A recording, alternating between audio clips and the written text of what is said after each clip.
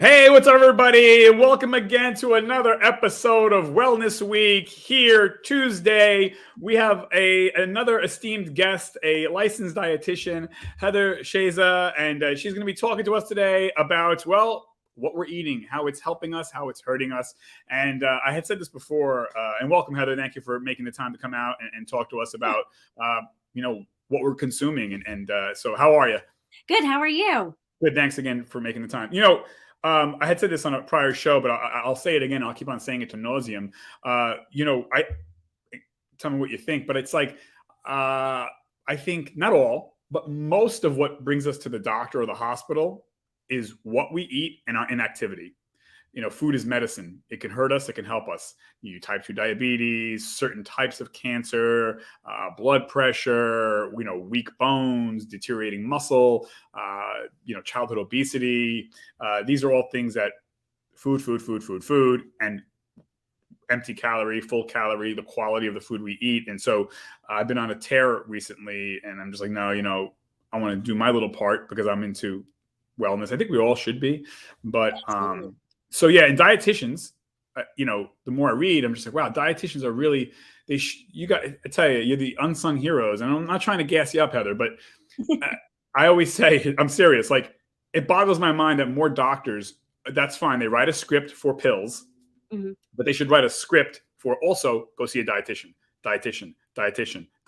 And on top of that, maybe a fitness trainer, but dietitian, because food is medicine. And you guys are the unsung heroes. I would make the argument you're just as important as a physician, period. No, really. But again, it's not sexy, because you're not cracking open skulls and pulling out the heart and stents and this and that. But if you eat quality food and listen to your dietitian, you won't need a stent, So, but because it's not, it's not an explosion. It's not, rushing to the ER. So I think you guys are really the unsung heroes, and you're right there with nurses and doctors as far as I'm concerned. And we're going to get into why.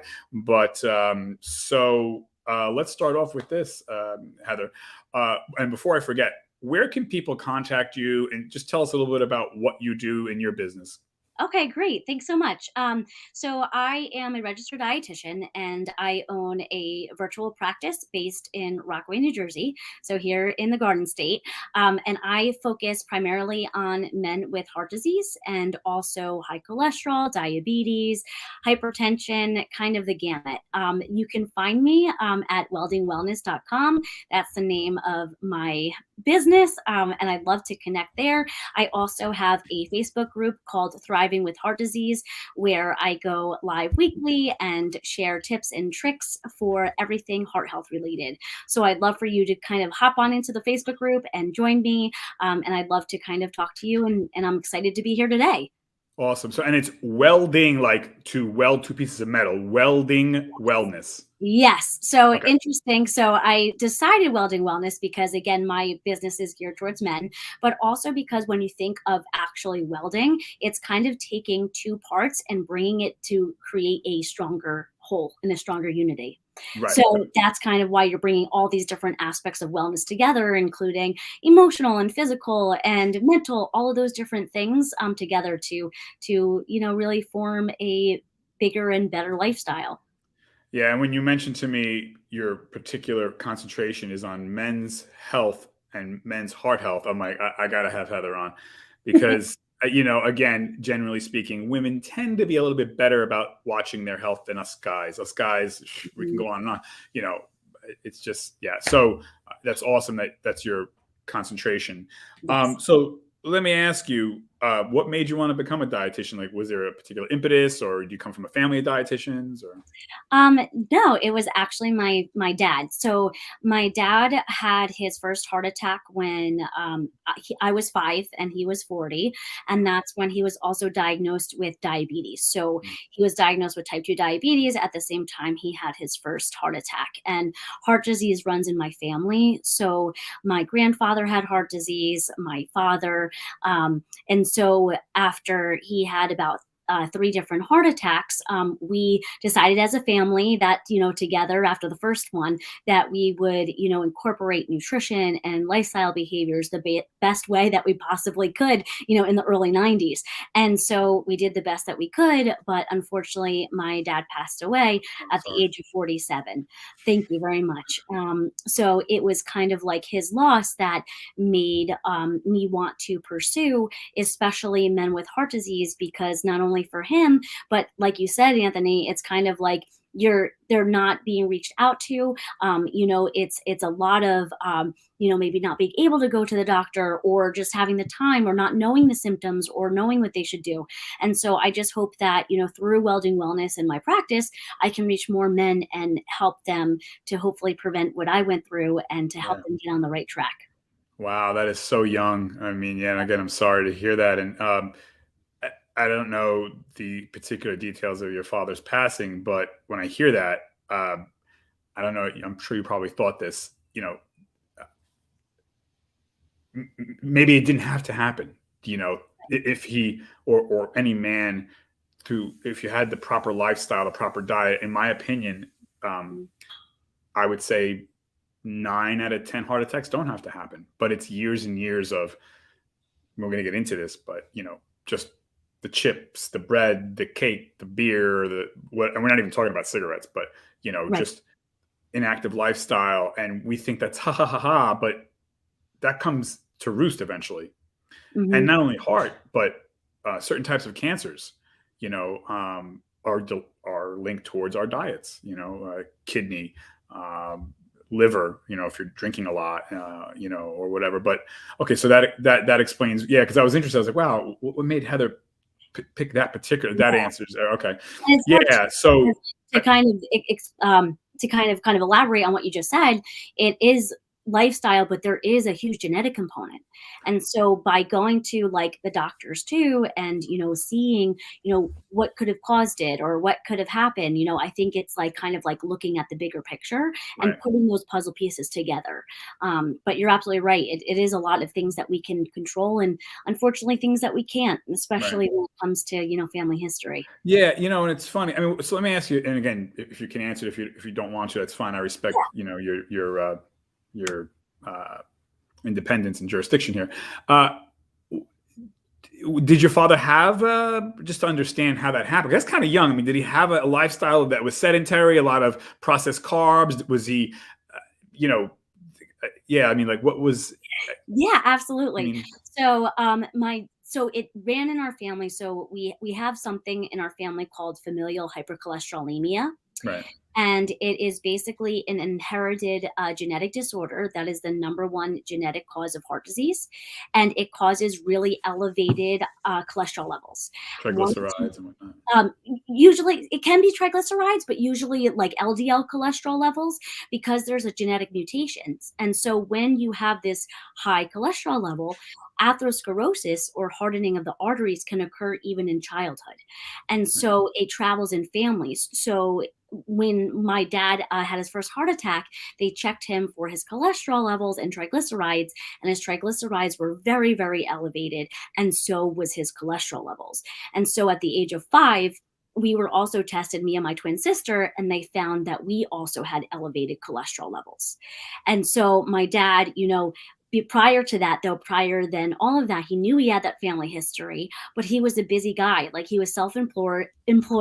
He was an electrical inspector. He worked okay, in 4 different towns, and he got busy, and he didn't have time to take off. He went to a local sub shop, picked up a sub, like just grab and go. And then once he had that heart attack, it was kind of like, wow, it's a wake up call. I want to be yeah, around for my wife and my daughters. What yeah, do I have to do? And so right. that's when we started to incorporate nutrition. We went out for walks. We got really into sports.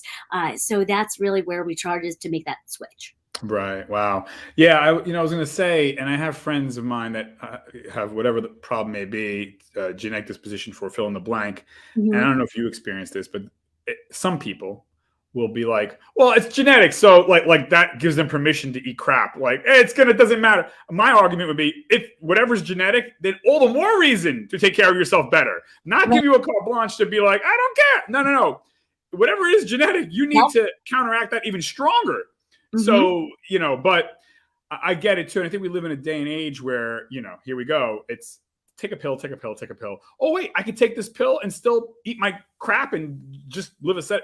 So we live in this society where even operations, it's an operation. I'll just, bada boom, bada bing. And I can just keep on eating crap. Right. And it's pill, pill, pill, pill. And we love our doctors, but, they're quick to just take a pill, take a pill. They don't even give you 2 seconds to talk about, Yeah, and it's that's why I say hard. dietitian is so important. Yeah, it's hard, and that's why like each different specialty, I think, really aligns nicely when you have that whole multidisciplinary approach. A Yeah. doctor doesn't have time to go over, nutrition because they're focusing on maybe a different And aspect. then And a lot of doctors don't even know about nutrition. I would say probably 9 out of 10 have no idea. They took one course in, right, right. nutrition. Are you And kidding me?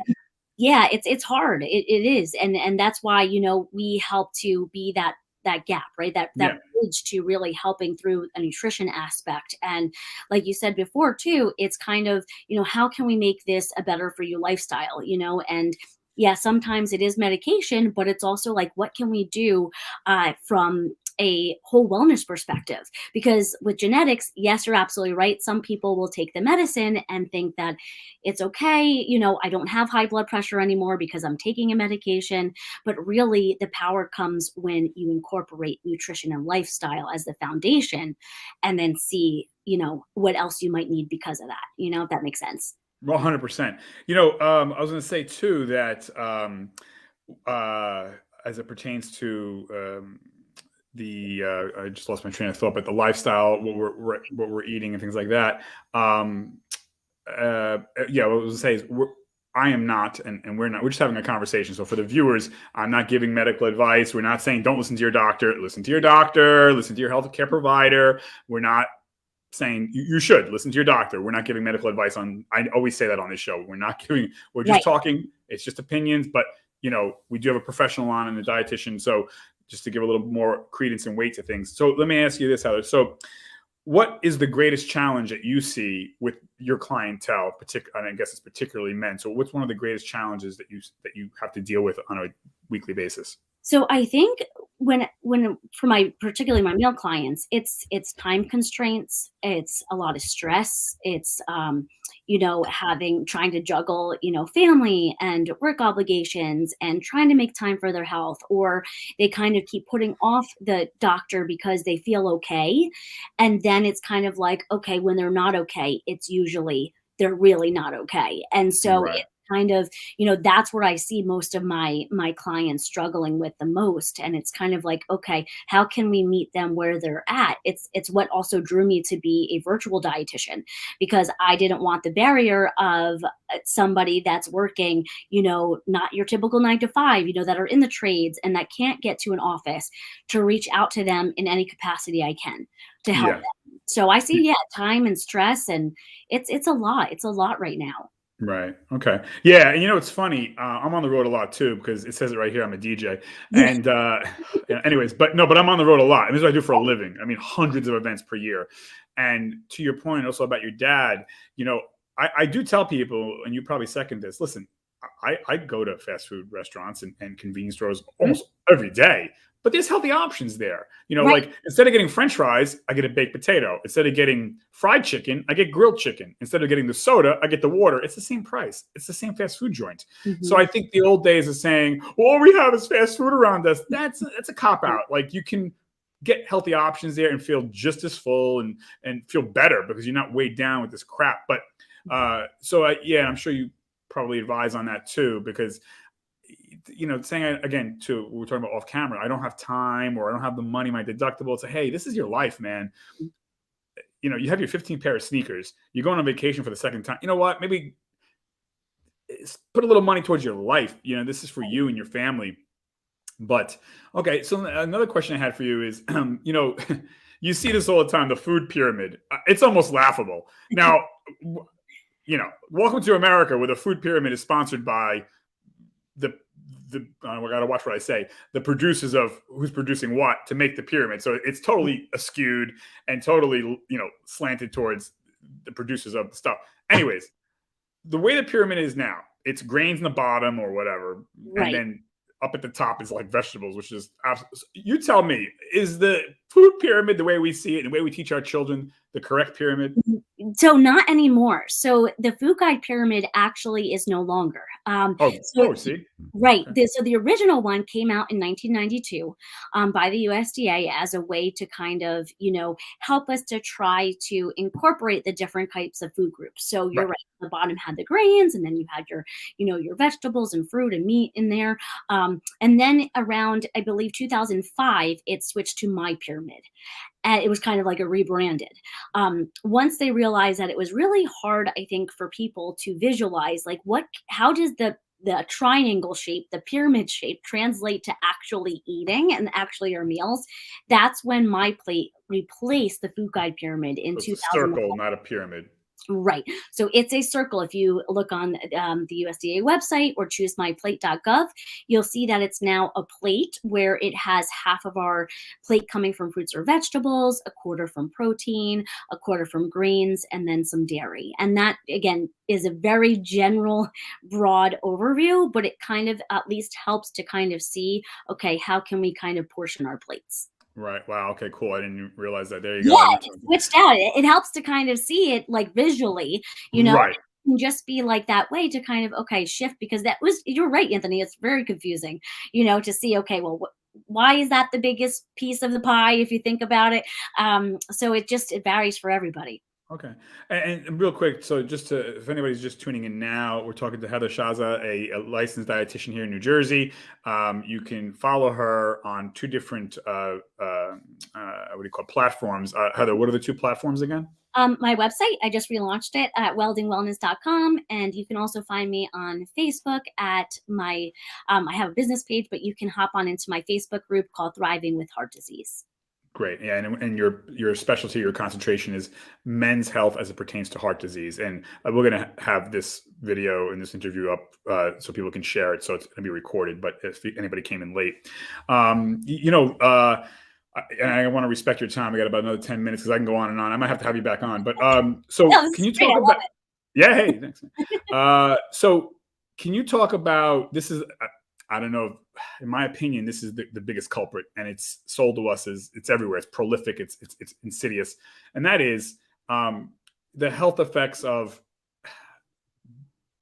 refined or processed carbohydrates. You have carbohydrates that are natural from vegetables, but then you have bread, cereals, bagels, chips, cake, cookies. People say moderation, which is a laughable word, but talk a little bit about the potential dangers of processed carbs in, again, the cereals, the breads, the chips, the bagels, the cookies, the cakes. Take it away. Okay. So to kind of break it down, because I think it's important to know what the difference actually is, right? What's the difference between, a whole grain and what we know as a refined grain? And so when you have a whole grain, you actually have all three parts of the grain intact.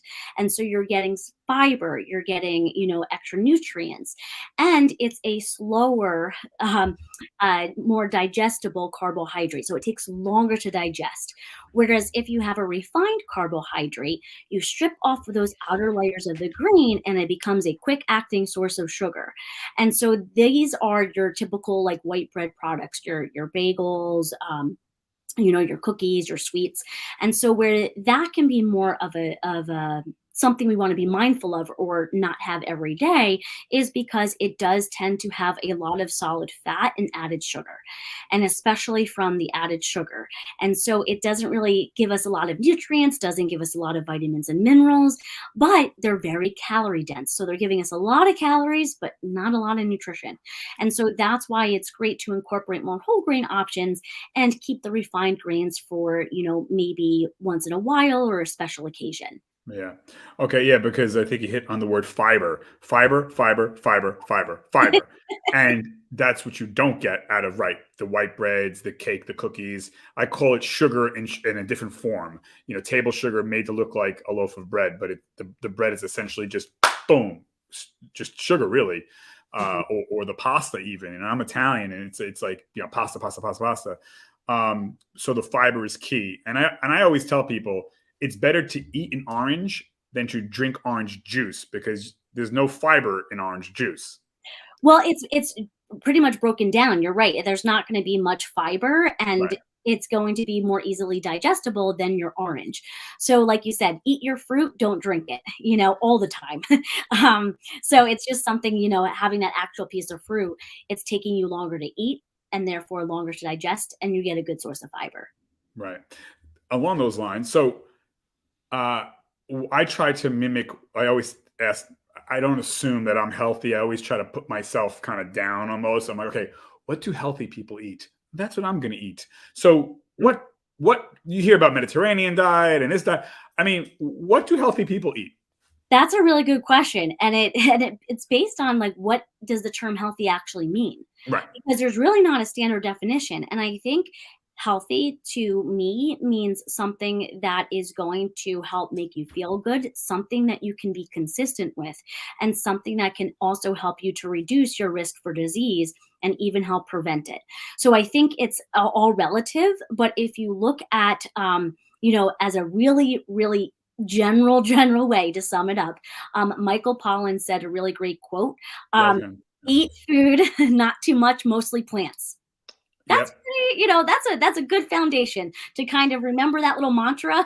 And it's just something that I think a lot of people can take away from, and incorporate maybe more fruits or vegetables, or maybe, make those small changes. It's really kind of, unfortunately, it's individualized to everybody. Um, Right. And yeah. what healthy might be, right. I mean, I have a friend coming on next week, and he's going to be he's everyone's different, and just be weight is kind of tricky too, because I Yeah. have friends of mine that I'm 168 pounds. I have friends that are 230 pounds, my height, but they're healthier than me. They have a lower body fat. They eat better than I do. So weight's kind of tricky. It's Yes. not necessarily, although it is, but you have to. So weight is, yeah, one of those things. And right, what is healthy is right, different. But I think you hit the nail on the head. Michael Pollan, and if you don't know who that is, folks, look him up, read his books, read his articles, watch his YouTube. His thing is whole foods. And I like to say God made versus man made. You want to go God made. You don't want things in packages, things that have been produced in a warehouse, in a lab, or, it's better to, again, eat the banana, not a banana chip. It's better to eat the orange, not orange juice, because orange juice is made by man, orange made by God. It's not processed, so whatever, right? Mhm. Um, so yes, along those lines, let's talk about, while we have some time, the dangers of, and I kind of touched on this before, but juicing, right? People say like an orange juice. People think, especially parents, well, yeah, no, I'm giving them a juicy cup, apple juice or this juice, and it's healthy. I would make the argument juice is just glorified soda, because all the nutrients have been pasteurized out, everything's been killed, no fiber, so you're left with really the sugar. But talk a little bit about that, like the potential dangers or the dangers, or we should be concerned about juices and sodas, which is an easy lift soda. But let's talk about juices. Gotcha. Okay. So if we look at juices, and so yes, sometimes, the juice is like, the actual fruit is a good option, but if you don't have access to fresh fruit, juice can still count towards your servings of fruits and vegetables for the day. So it's not something that, we could always make it be a little bit better option, but I think where the tricky part is, and I think what Anthony you're alluding to, is the amount of sugar that can sometimes be in these drinks. And so if it's, say, on the shelf, right, and you're trying to find a better for you juice, you want to choose a juice that says 100% juice, because that means that that sugar is coming mostly from that fruit and there's no added sugar. And so Okay. there's two different kinds of sugar we want to kind of be aware of. Natural sugar that's found in our fruits and our dairy products and things like that, and then added sugar. And that's anything that you yourself add in, or food companies or manufacturers can add in. And Right. so the recommendation from the American Heart Association is no more than 6 teaspoons of added sugar per day for women and children, and no more than 9 teaspoons of added sugar for men. And so if you look at a 12 fluid ounce or a cup and a half of orange juice, that could be around that teaspoon. Wow. For one cup. Wow. Yeah, for about a cup and a half. And so even if that is 100% juice, that's still going to, again, give you a little bit more sugar than what you're used to. And if you look at soda, a regular can of soda is about I mean, 10 and a half teaspoons of added sugar, and that's going to be mostly added sugar, not don't even get me started on soda. In my opinion, it should be illegal. I'm not saying you should go to jail, but you should get like a parking ticket if you buy soda. I'm not. I well, mean, it's it's hard. It's a tricky one. It really is. It is. and I'm guilty. Once in a blue, I'll have it, but I used to, drink it every weekend. I mean, I challenge anyone to find anything of nutrition in soda. I mean, and people will say, "Well, yeah, it's not good for you." No, no, it's more than just not good for you. It's actively bad for you. It's not a neutral. It's an active negative. It is hurting you actively. It's not like it's just benign.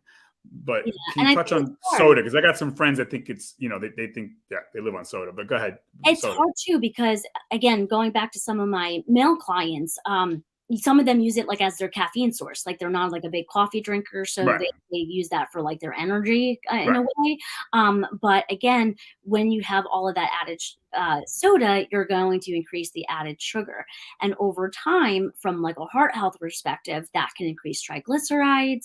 That can also increase weight if we're having it in the presence of extra calories. And so it's something that we really want to kind of be mindful of, because if you just, or say you're a big soda drinker and you swap out one soda, like say you're doing one every day, even that small change can really have substantial benefits over time.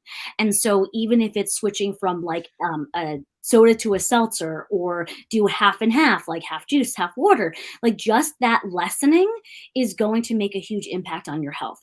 So if you are a big soda drinker, it's okay. Take time, Yeah, okay? go slow, right? Just make those, little progressive changes. Yeah, and when you say, we're saying a soda is bad or not good, I don't know. Like, I don't think people realize it, and I didn't either. When we say soda is bad or not good, we're talking cancer, we're talking heart disease, we're talking, ruining our bones, our skeleton. Because people think, like, I used to think this, like, okay, well, soda's not good, but it's not some big fried cookies oozing with fat like that. We can say, oh, that's bad. I think soda's so tricky. So, Mhm. so again, it looks benign. The cans are nice and green and red and blue, and it's it doesn't look as deadly. But I'd make the argument it's just pure death. I mean, but it tastes good. But it's so Hard so. because, yeah, it does taste good, and it's going to take a time to switch over, and we sometimes don't also drink enough water, and so that's something that, just making that switch can really help you to feel more hydrated, and that can also help you to give you energy, especially if you're feeling a little bit of sluggishness or dizziness. So I think you're right, like trying to kind of swap out that, sweetened beverage and trying to do that unsweetened beverage option is really going to, help in the long run. Diet soda, because people say, "Oh, I drink diet." I'd make the argument, diet's even worse. I'm like, what are you doing? No, just It's drink hard. regular soda then. I mean, it's a hard one. I mean, for some people, it helps to make that transition. Sometimes it's kind of going from that regular soda to diet soda to then eventually, but whatever's going to work for you to kind of eventually, maybe not consume as much. It's kind of a catch 22, but Good I point. think, yeah, it can really help, whichever one you decide, but overall, incorporate more water, because that's going to also help you deliver oxygen and nutrients to all of your organs and tissues, and is so important to Right. incorporate. No, thank you. Yeah, thank you for keeping me in check there. That's why I had you on. And so, in closing, again, can you just tell everybody where they can find you on your two platforms? And Yeah. again, we're talking to Heather Shaza, a licensed dietitian here in Jersey, but she can go virtual anywhere in the country. Take it away, Heather. Okay, thank you. So you can find me on my website at weldingwellness.com, or you can pop on over to Facebook. I have a free Facebook group called Thriving with Heart Disease, where we really focus on connecting with other heart warriors, providing nutrition tips and tricks. And I'd love to see you guys there. So thank you so much, Anthony, for having me. I Yeah. can't believe how fast this time went. Yeah, and hopefully I'd love to have you on again. I know you're busy, and again, thank you for making the time. And gentlemen, get your yearly physicals. We're coming to the end of the Yes. year. I'm a chicken, by the way. I'm scared to get my physical. I'm not perfect. I have my soda and cupcakes, but go get your physicals. Please take care of yourselves, guys, for your families. And, well, hold on. Alexa's talking to me. Alexa's reminding me that I have tennis coming up. I play tennis anyways, but thank you, Alexa. Okay. So, but yeah, Heather, thank you so much for coming on. Thank you, everybody. This is going to be recorded so you can share it, and happy holidays. And I hope to see you again, Heather. All right. Me too. Thank you so much. You got it. I'm going to end this broadcast in 3, 2, 1.